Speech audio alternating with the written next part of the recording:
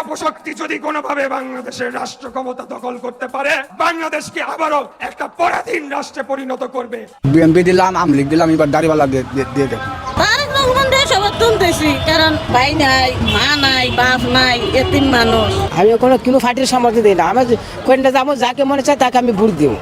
যে যারে ভালো লাগে তাকে দেব। গতকালকে কিছু মেসেজ পেয়েছি যে জামাতের প্রার্থী তারা কিছু বহিরাগত মানুষজনকে বিভিন্ন জায়গায় এনে ভাড়াটিয়া হিসেবে রেখেছে। ওই যে জামাতের যে প্রার্থী বা জামাতের যে লোকজন আসে, তারা ঘরে ঘরে আইসা টাকা দিয়ে ভোট কিনতে চায়। আমাকে ভোট দিলে জান্নাত পাবেন, এটা আসলে মুনাফিক। যারা এখন রাজনীতি জামাতের সাথে করতেছে, এত শিখতে হবে তো, রাজনীতি শিখে রাজনীতিবিদকে দেশ চালাইতে হবে, বুঝেন নাই? ক্ষমতার লোভে আহানো কাজ নাই, যা তারা করছে না। জামায়াত সাংগঠনিক ভাবে তারা অনেক শক্তিশালী, কিন্তু যে দেশ চালাইতে তারা পারবে না। ৭১ সালে তারা বিতর্কিত ছিল, হ্যাঁ, তারা ৪৭-এও তারা ব্যর্থ হয়েছে, ৭১-এ ব্যর্থ হয়েছে, ৫২-তে তারা ব্যর্থ হয়েছে। তারা আসলে কোনো সময় জনগণের যে আকাঙ্ক্ষা, এটার কথা চিন্তা করে নেই। তারা কিন্তু ক্ষমতার লোভে আহানো কাজ নাই, যা তারা করছে না। বাংলাদেশ আওয়ামী লীগ নিয়ে যদি ওনারা নির্বাচন দেয়, তাহলে প্রত্যেক জাতির ভিতরে একটা থাকবে, যে আনন্দ উৎসব থাকবে, আমরা সবাই ভোট দিতে পারবো।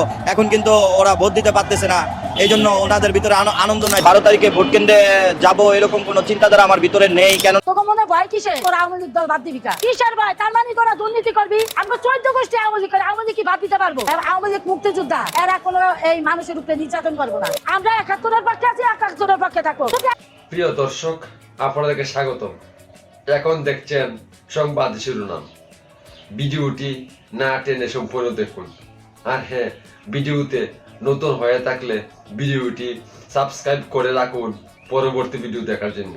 তাহলে দেখে নেওয়া যাক বিস্তারিত। আমরা ৭১-এর পক্ষে আছি, ৭১-এর পক্ষে থাকবো। যদি আমরা মাইরা বলা জয় বাংলা করে যে ইতিহারে গ্রেফতার করতে হইব, জয় বাংলা করে যে ইতিহারে আসামি শেখ হাসিনা যে সঙ্গে আওয়ামী লীগ ছিল, কোনো মেয়ের উপরে নির্যাতিত হয় নাই। বিএনপি তো অস্বীকার করবো না, সে বিএনপির নাম ব্যবহার করে সে অপকর্ম করে। এটা আমার ধারণা হয়, কারণ কোনো বিএনপি ও মুক্তিযোদ্ধা, বিএনপি মুক্তিযোদ্ধা, আওয়ামী লীগ মুক্তিযোদ্ধা, এরা কোনো এই মানুষের উপরে নির্যাতন করবো না। এরা কোনো মানুষের উপরে নির্যাতন করবো না। আওয়ামী লীগরা যদি ক্ষমতায় 18 কোটি জন করে না আনুক, তাতে তো হাসিনার যায় আহে না। এই মিয়া যায় আহে, 18 কোটি জনগণ যে যারা আনে সেই রাষ্ট্র চালাইবো। কিন্তু তোরা আওয়ামী লীগ দল বাদ দিবি কা? তোকে মনে ভয় কিসের ভয়? তার মানে তোরা দুর্নীতি করবি, সব দল অংশগ্রহণ করে নির্বাচন দিবি, জনগণের ব্যান্ডেটে যে হে রাষ্ট্র চালাইবো। আওয়ামী লীগ আইতে হইবে এমন তো কোনো কথা নেই। আমরা আওয়ামী লীগ করি দেখে কি হয়েছে? আমরা 14 গোষ্ঠী আওয়ামী লীগ করে, আওয়ামী লীগ কি বাদ দিতে পারবো? তাহলে আওয়ামী লীগ কিভাবে নিষিদ্ধ করবি? তোরা নিষিদ্ধ করলেন কি? যদি সে অন্যায় করে থাকে, আইন ব্যবস্থা নিব, অন্যায়ের বিচার আছে। তাই বিলে তো একটা দল নিষিদ্ধ করা যায় না। আমি যেমন আমরা আওয়ামী লীগের পাগল, এই যে দেন আল্লাহর কোরআন শরীফ আমরা ছুঁয়া কইতে পারবো, কারো 1 টাকা খাই না। আমরা ভালোবাসি আহি আইয়া পাগলের মতন 2 কথা কইয়া বকবক করে আমরা জায়গা। তাই বিলেকে আমগো উন্না টান দিয়ে নিবি, বেডিকে হেস্ত করবি, বেডিকে উপরে নির্যাতন করবি। এইগুলি করলে আওয়ামী লীগ আরো বেশি জনপ্রিয়তা হইব। কেন জনপ্রিয়তা হইব? শেখ হাসিনা যে সঙ্গে আওয়ামী লীগ ছিল, কোনো মেয়ের উপরে নির্যাতিত হয় নাই।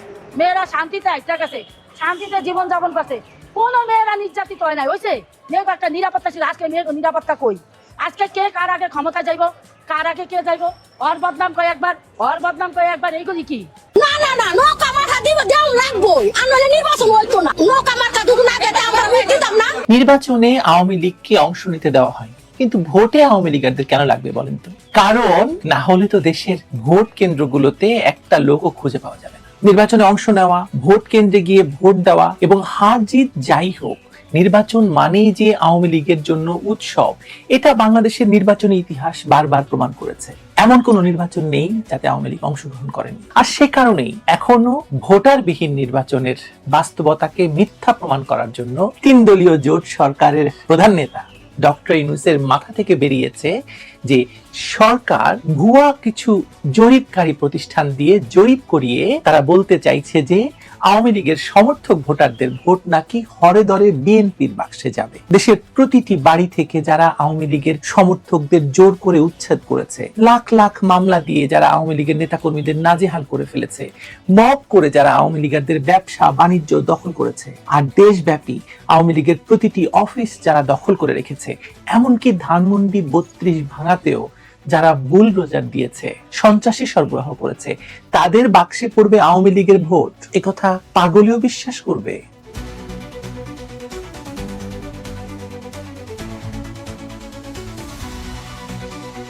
গত কয়েকদিনে বাংলাদেশের রাজনীতির মাঠ, বিশেষ করে তথাকথিত জরিপ আর পাল্টাপাল্টি বক্তব্যের যে সমাহার দেখা যাচ্ছে, তা কেবল রাজনীতির সাধারণ ব্যাকরণই ভাঙছে না, বরং সাধারণ মানুষের বোধ বুদ্ধি নিয়ে রীতিমতো মশকরা করা হচ্ছে।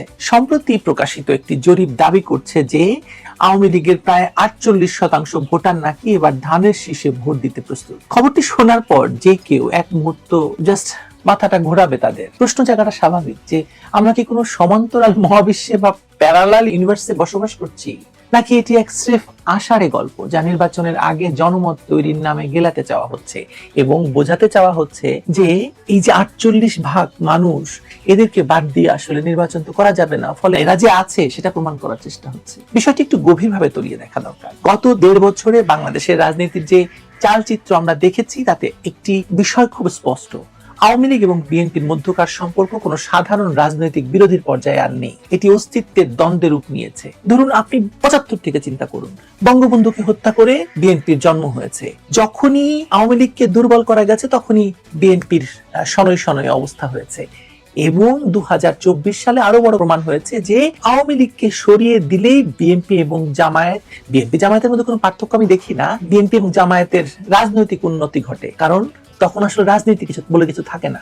যে বিষয়টা কথা বলছিলাম, যে বিষয়টা স্পষ্ট, আওয়ামী লীগ এবং বিএনপির মধ্যকার সম্পর্ক এখন আর কোনো বিরোধ নয়, এটা একটা অস্তিত্বের দ্বন্দ্ব। বিশেষ করে 5 আগস্টের পর থেকে ধানমন্ডি 32 নম্বরের সেই ঐতিহাসিক বাড়িটি গুড়িয়ে দেওয়া, সারা দেশে আওয়ামী লীগের নেতাকর্মীদের উপর হামলা, মামলা এবং ঘরবাড়ি দখলের যে মহোৎসব চলেছে, তা কোনো বিচ্ছিন্ন ঘটনা ছিল না। টিআইবি বলেছে যে গত 1.5 বছরে প্রায় 600টি রাজনৈতিক সহিংসতার ঘটনা ঘটেছে, যার মধ্যে 550টি বিএনপির সরাসরি সম্পৃক্ততা রয়েছে। শতাংশের হিসেবে যদি আপনারা দেখেন, তাহলে প্রায় 92% হামলা বিএনপি ঘটিয়েছে। এখন প্রশ্ন হলো, যে দলটির কর্মীরা গত 18 মাস ধরে আওয়ামী লীগের নেতাকর্মীদের ব্যবসা প্রতিষ্ঠান দখল করেছে, যাদের কারণে হাজার হাজার মানুষ ঘর ছাড়া, এমনকি যে দলটির শীর্ষ নেতাদের নির্দেশে 32 নম্বরের মতো আবেগের জায়গাটি, মানে আওয়ামী লীগের শুধু নয়, বাংলাদেশের মানুষের আবেগের জায়গাটি মাটির সঙ্গে মিশিয়ে দেওয়া হয়েছে। এবং সেখানে গিয়ে তারেক রহমান জানেন নাকি 32-এর দখল নিয়েছি, এরকম স্লোগান দেওয়া হয়েছে। সেই দলের বাক্সে আওয়ামী লীগের ভোটাররা লাইন ধরে ভোট দেবে। মানে কষ্ট কল্পনা না একটু? মানে কোন সুস্থ মস্তিষ্কের চিন্তা এটা হতে পারে? বিএনপি চেয়ারপারসনের উপদেষ্টা জয়নুল আবেদিন ফারুকের বক্তব্যের কথা ধরুন। তিনি যখন প্রকাশ্যে বলেন যে 32 নম্বর থেকে গুম খুনের নির্দেশ যেত, তাই তা ভেঙে ফেলা ঠিক হয়েছে। জয়নুল আবেদিন ফারুক হেজিবেজি কোনো নেতা নন, কিন্তু তখন তিনি কেবল একটি ভবন ভাঙার সাফাই গান না, বরং আওয়ামী লীগের কোটি কোটি সমর্থকদের হৃদয়ে সরাসরি আঘাত করেন। রাজনীতিতে মত পার্থক্য থাকে, কিন্তু প্রতিপক্ষের ইতিহাস এবং আবেগের শেষ চিহ্নটুকু মুছে ফেলার পর যখন বলা হয় সেই প্রতিপক্ষের অর্ধেক মানুষ এখন তাদেরই সমর্থন করছে, তাদেরই ভোট দেবে, তখন বুঝতে বাকি থাকে না যে কোথাও একটা বড় ধরনের গরমিল আছে। একজন সাধারণ আওয়ামী লীগ সমর্থক, যার দলের প্রতিষ্ঠাতা এবং জাতির পিতার স্মৃতিচিহ্নকে অভিশপ্ত আখ্যা দিয়ে ধ্বংস করা হয়েছে, তিনি কি কেবল আদৌ সেই ধ্বংসকারীদের নেতা বা দলকে ভোট দেবে? মানুষের মনস্তত্ত্ব এত সরল রৈখিক নয়। মার খেয়ে অপমানিত হয়ে ঘর বাড়ি হারিয়ে কেউ কি তার নির্যাতনকারীকে ত্রাতা হিসেবে মেনে নেবে? মানে এখন যদি আমরা আসি ধরেন সেই জরিপকারী প্রতিষ্ঠানের কথায়, কারা জরিপ করলো, কারা তারা? কমিউনিকেশন অ্যান্ড রিসার্চ ফাউন্ডেশন নাম CRF, কোন নাম শুনেছেন কখনো? এবং Bangladesh election and public opinion studies BEPOS, মানে এই নামগুলো সাধারণ মানুষের কাছে পরিচিত তো নয়, আপনার কাছে পরিচিত। নির্বাচনের ঠিক আগ মুহূর্তে এরকম ভুইফোর সংগঠনের অভাব হয় না, যারা সুন্দর সুন্দর গ্রাফ আর চার্ট দেখিয়ে জনমত বিভ্রান্ত করতে চায় এবং এই সরকারের নির্দেশে, বিশেষ করে সরকারের প্রোপাগান্ডা সচিবের নির্দেশে প্রত্যেকটা কাগজ এটাকে হেডলাইন করে প্রথম পাতায় জায়গা দেয়। বুঝতে অসুবিধা হয় না যে কেন এই কাজ করা হচ্ছে। মানে খোঁজ নিয়ে আপনি যদি দেখেন, তাহলে এই প্রতিষ্ঠানের পরিচালকদের তালিকায় যাদের নাম এবং পরিচয় পাওয়া যাচ্ছে, তাদের বিশ্বাসযোগ্যতা নিয়ে প্রশ্ন আছে। তারা কারা? এনায়েত হোসেন জাকারিয়া, সাহাবুল হক, এদের অতীত গবেষণা বা রাজনৈতিক নিরপেক্ষতা কতটুকু পরীক্ষিত, সবকিছুই অনেক বড় প্রশ্ন। সুপ্রিয় দর্শক, এতক্ষণ সাথে থাকার জন্য ধন্যবাদ।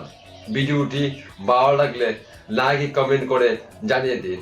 আর হ্যাঁ, ভিডিওতে নতুন হয়ে থাকলে ভিডিওটি সাবস্ক্রাইব করে রাখুন পরবর্তী ভিডিও দেখার জন্য। সবাইকে ধন্যবাদ।